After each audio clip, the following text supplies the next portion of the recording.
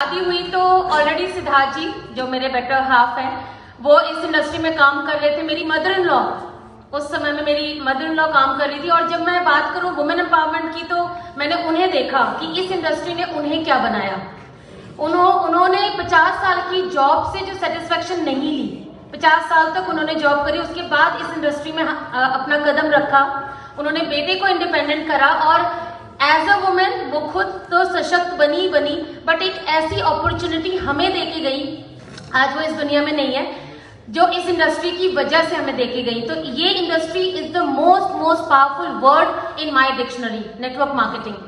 And जब मैं dreams और इनकी बात करती हूँ तो बाहर की दुनिया में तो हमें अजीब ही माना जाता है हमेशा कार, बड़े सपने और ये सारी चीजें। बट एज अ वुमेन जितना भी मैंने काम किया, जितनी भी लेडीज मेरे साथ में काम करी, मैंने सिर्फ एक ही चीज देखा कि लेडीज जो है वो उनके अंदर दबी हुई ख्वाहिशें बहुत होती हैं, बहुत ड्रीम्स होते हैं। आप बच्चे से बात करोगे ना, किसी लड़की और लड़के को उठा के बात करेंगे तो ड्रीम्स का पढ़ना जो होगा ना वो लेडीज का भारी होता है।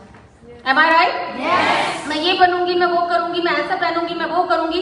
वो जो सपना होता है ना कहीं अपॉर्चुनिटी ना होने की वजह से या हमारी सामाजिक बंदिशों की वजह से हम लोग नहीं पूरा कर पाते, या कुछ भी आप कह लीजिए XYZ।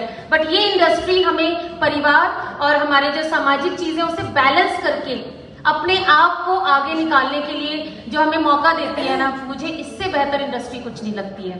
सो फ्रेंड्स, मैं तो यही कहूंगी, वुमेन गैरअप कर लो। सिर्फ वुमेन में एक कमी बता देती है, ये इंडस्ट्री तो हमें बहुत कुछ देती है बट एक कमी है कि बहुत जल्दी ना कॉम्प्रोमाइज कर लेती है, बहुत जल्दी चीजों से हार मान लेती हैं। जो नहीं मानती तो नहीं मानती, वो जिद्दी है, पर जो मानने वाली कैटेगरी है वो बहुत ज्यादा है।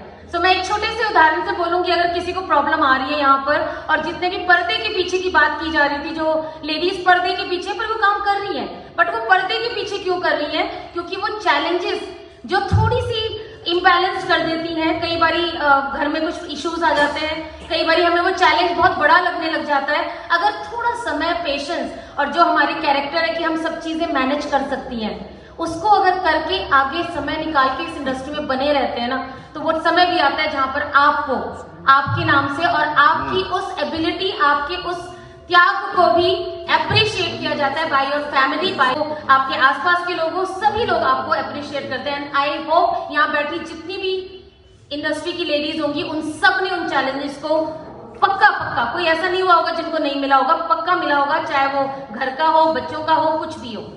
मेरी बेटी इसी इंडस्ट्री में पैदा हुई, मेरा बेटा इसी इंडस्ट्री में पैदा हुआ, बेटी अभी ग्रेजुएशन कर रही है।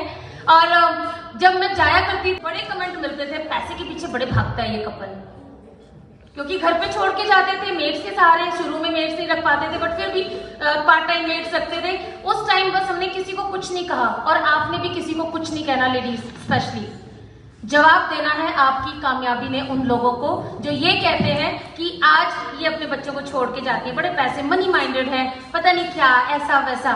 और आज वही कुछ फ्रेंड्स है मेरी जो मेरे साथ में है, वो कहती है यार तेरे कितने मजे हैं यार, तू तो कभी 1 महीने US रहती है, कभी 1 महीने कनाडा रहती है, यार तुम तो कभी भी छुट्टी मना लेते हो, हमारे पास ऐसी अपॉर्चुनिटी का है, राइट? सो ये चीजें बैलेंस करनी है, that's it, nothing else. So thank you so much and God bless you all.